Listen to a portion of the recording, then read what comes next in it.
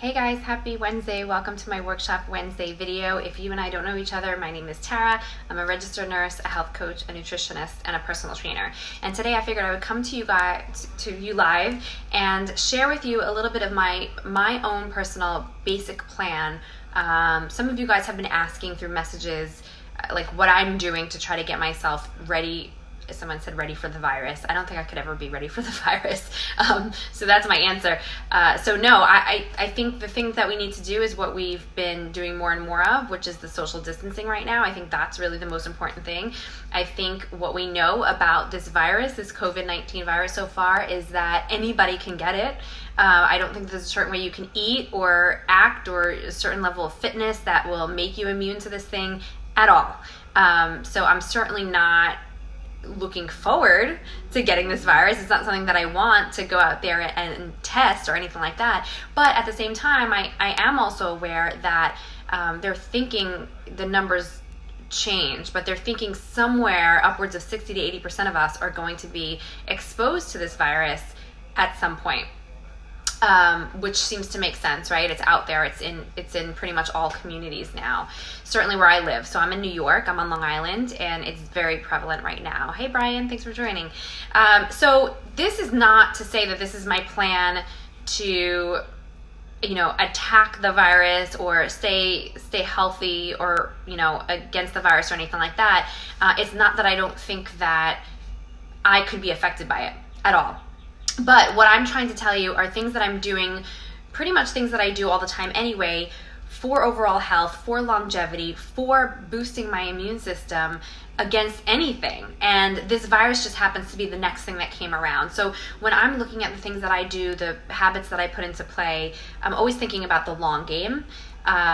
So it really hasn't changed with this virus coming on board. But what I am happy about is that a lot of people seem to be noticing that it is the individuals with chronic health conditions, underlying health conditions, very often lifestyle health conditions, that are doing the worst with this virus. And so while that's scary, I think the silver lining, the good thing that's coming out of this is that people are now maybe valuing their health and sort of reevaluating the things that they're doing in their daily lives because they realize how important this stuff is. I think a lot of times as human beings, it's hard for us to play the long game. It's hard for us to think that the things that we're doing now might affect us in 30 years, and it's hard to stop then doing the things that are maybe going to poorly affect us in 30 years, right? We're kind of just living in the moment a lot of times. I think what this virus has done on the upside, because it's pretty much all downside, right? But on the upside, I think what this virus has done is to make us realize that the things that we do now they matter now, right? The state of your health right now, the decisions you're making with your health right now could affect you in a week or two if you become exposed to this virus.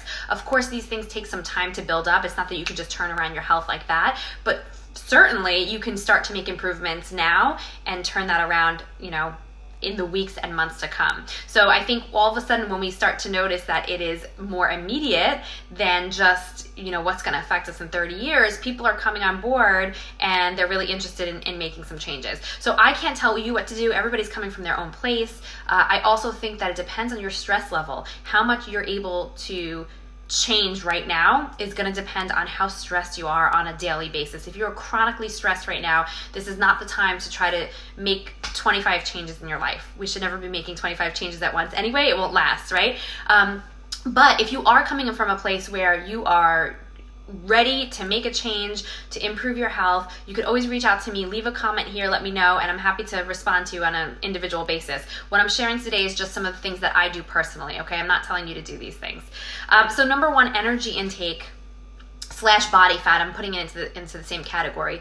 But making sure that our body fat is in a healthy range is really important for all those things, for longevity, also for our immune system. So right now, the COVID-19 virus seems to be greatly impacting people who are labeled as obese. I kind of hate that term, but people who carry excess body fat seem to be greatly affected because it's putting more of a stressor on your body already. So any of these things that are going to make you sort of metabolically inflexible and already coming from a point where your body's having to work harder than it needs to, it's just going to make having something like this virus that much harder, right? So if your body's already working harder than it needs to, it's going to make it that much harder to fight off something that comes along, whether it's this virus or anything else. Hi, Eileen. Thanks for watching. Brian says not one of them. What do you mean? Okay, so energy intake. So overall, I'm making sure that I'm not eating too much.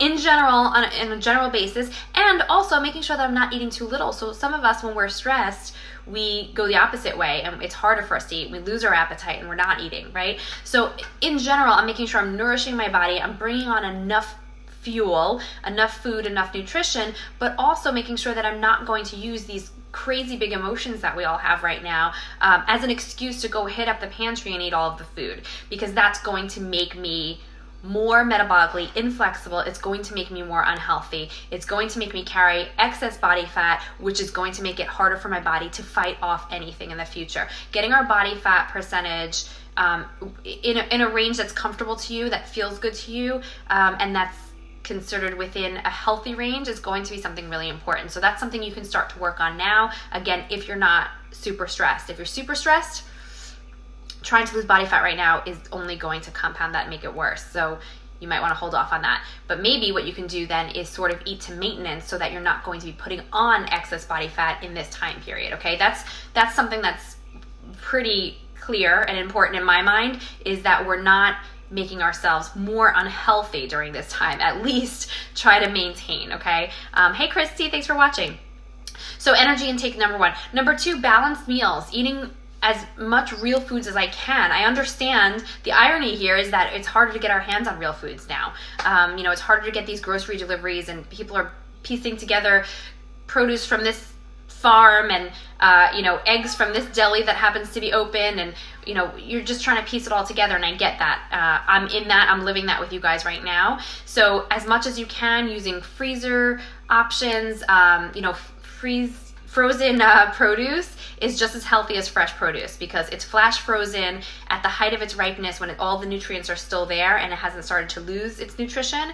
So frozen fruit and vegetables are just as healthy as the fresh kind. So make sure you've got some of that on hand. Then when you do have fresh produce in the house, you use that up first, of course, and then you've got something to fall back on. Hey, Tiffany, thanks for watching.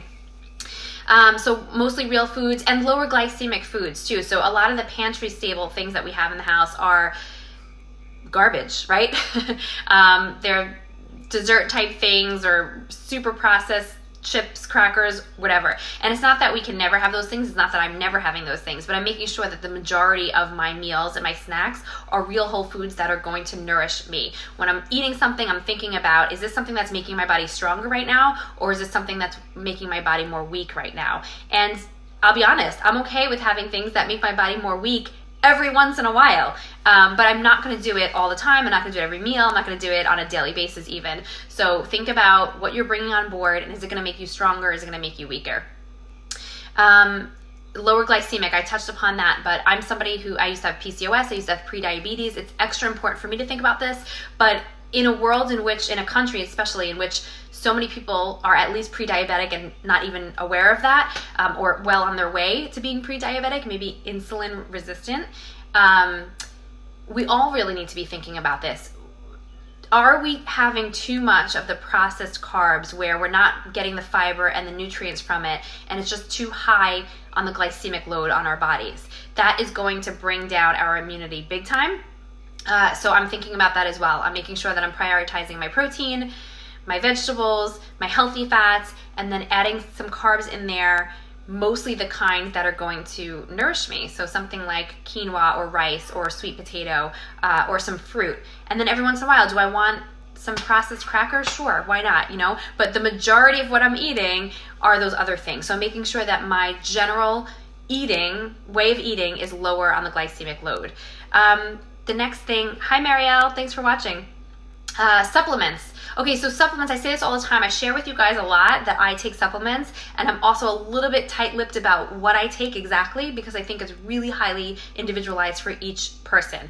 So what I take is based on blood work I've had, so certain deficiencies that I know I have, for example, that I have to supplement. And it's also based on the way I eat. So I'm a vegetarian, not because I think that you need to be vegetarian, but because meat just grosses me out, so I can't eat it. I think, in fact, it's actually a bit easier to eat in a well-balanced and healthy way if you're not a vegetarian, believe it or not, but I just can't bring myself to eat it, so I have to eat in a different way, and sometimes I have to supplement in a different way than maybe you have to. But so I'm taking vitamin D, vitamin C, I'm taking omega-3 supplement, I'm taking a multivitamin and multi-mineral, probiotics. Those are pretty much the basics.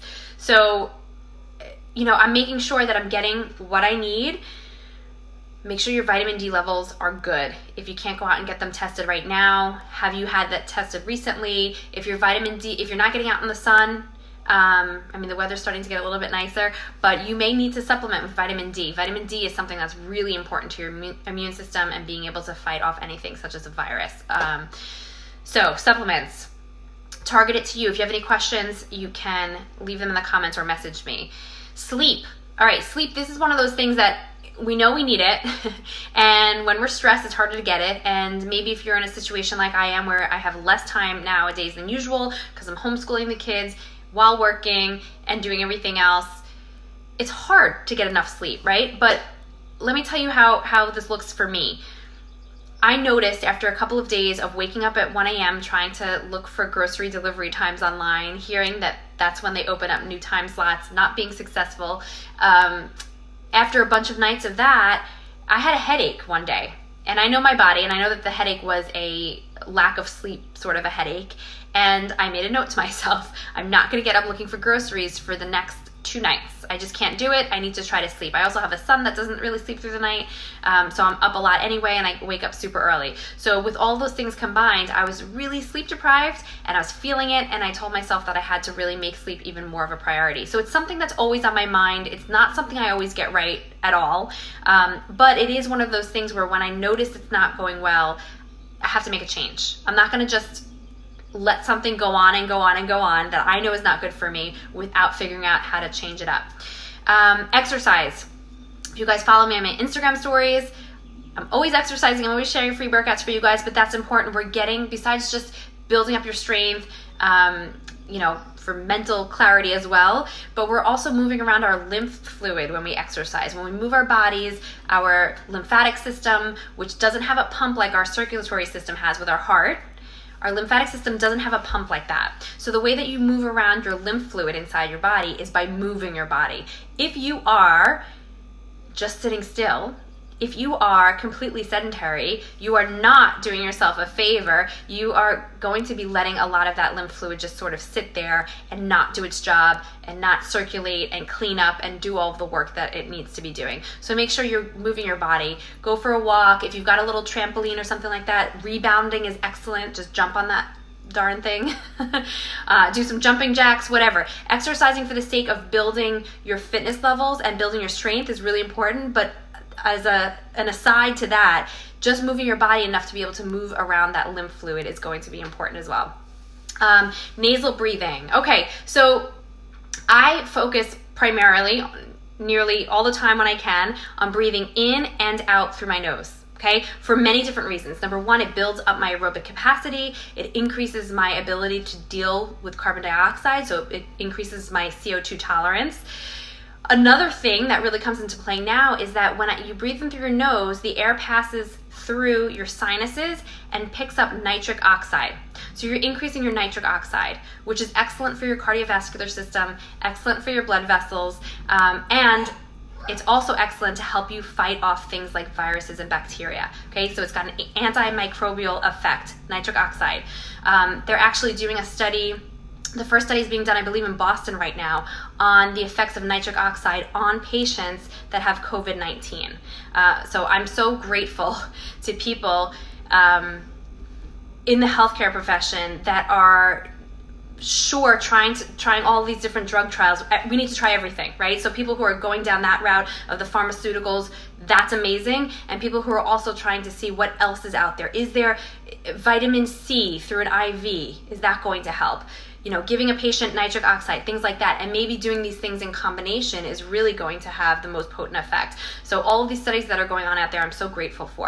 But just to say that nitric oxide is one of those things that has such a profound antimicrobial effect that they're actually doing a study with patients currently to see how much it works. So breathing in and out through your nose is going to help you increase your own nitric oxide inside your body. It's going to build up that buffer system for you even more. Never mind the fact that you've also got a way to warm and humidify the air when it comes through your nose. We don't do that when we breathe in through our mouth. And also you've got all these little hairs and a filter system built into your nose so that it will trap more germs if you breathe in through your nose than if you breathe in through your mouth. You breathe in through your mouth, the germs have a straight shot right into your lungs. Breathing through your nose, you've got more of a chance to trap the germs before they get too far in your system. Breathe through your nose right now, guys. That's probably the most important thing I'm gonna say in this whole video. Breathe through your nose. And then the last thing I'm gonna say, hey Stephanie, the last thing I'm gonna say is stress coping. So I don't have an exact plan for how to cope with my stress. I sort of take it day by day. I've got maybe I would say a toolbox of things that I go to, I reach into when I need it. But all of this just to say it needs to be part of your plan, and it needs to be part of my plan as well. I need to have a way to sort of release my feelings. It can be venting to a friend, it can be going for a walk, and all you parents out there know that it might not be the luxury of an hour-long walk, but if you get 5 minutes to go for a walk, that can really matter, right? That can sort of be enough to just reset your mood and reset your inner state. So going for a walk, I think I've taken 2 Epsom salt baths since this whole quarantine started, so not a ton, but they've been in there right after the kids go to sleep. Hop in the bath, and that's been relaxing. Bring a book or listen to music or just close your eyes and enjoy the silence. So, you know, venting, writing, some of you guys who are musical, you might want to play your instruments or just sing, even if you're not musically inclined, just sing or dance. Any sort of an outlet, a way that you can blow off some steam before you get to the point where you just blow your lid, before you get to the point where you just lose your mind on your family, or before you get to the point where you're just internalizing everything and you just feel sick to your stomach just from the stress. We need to be able to let out that stress in some way. So having some sort of coping skills and setting aside even little pockets of time to do so is going to be so important for our overall longevity, our overall health, and yes, your immune system as well, okay? Because when our stress levels are super high, our stress hormones are super high, and we are already then at a weakened state. So sometimes it's funny because people will say, don't stress out. If you stress out, you're more at risk, right? But then there's no actual follow through on how you can do that. So this is something that you sort of have to experiment with and see what works for you. But try music, listening to it, performing it, whatever. Try writing. These are the things that help most people. Try going for a walk, getting outside, speaking to a friend or family member that you can just sort of vent to, or, you know, they always make you laugh or make you smile. Those types of things are things that are really helpful for most of us, and we need some kind of combination of that in every day. Ideally, we need something like that. So that's kind of my general plan: energy intake, balanced meals, supplements, sleep, exercise, nasal breathing. Oh, and you know what I want to say also with the nasal breathing? Breath work in general. So we often think about working all of our muscles, but we don't think about our diaphragm as being a muscle. The diaphragm is what allows us to fill up our lungs with air. And so most people aren't really training their diaphragm. So thinking about your diaphragm as a muscle that you need to train as well, not just your biceps or your glutes or something like that. So I think about that, and I do all kinds of breathing exercises as well. If you want to learn more about the breathing exercises, hit me up. I'm happy to share more of what I know, and I'm happy to share more resources of people that are a lot smarter than I am in this area. Thank you guys for watching, and I'll see you in the next video. Bye.